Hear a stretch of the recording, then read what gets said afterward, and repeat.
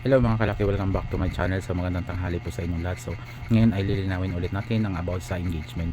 So ang pag-uusapan natin is about engagement. So punta kayo sa dashboard ninyo, tapos hanapin ninyo si engagement. So sa dashboard ninyo, tapos hanapin ninyo yung engagement.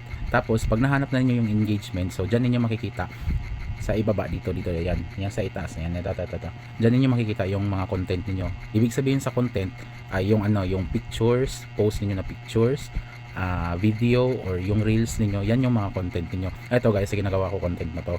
So dyan ninyo makikita kung ano yung content ninyo, tapos pindot kayo ng isa dyan, tapos pag napindot niyo, ito rin yung lalabas. So ayan, so pag lumabas na yan, so nakikita ninyo kung ilan yung engagement ninyo.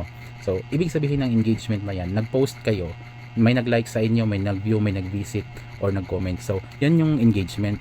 So kaya papasok sa inyo na meron kayong engagement. So yun yung ibig sabihin ng engagement. Hindi ibig sabihin na punta kayo sa post ng iba, mag-comment kayo doon, mag-like at saka mag-share, kasi engagement nila yung tataas.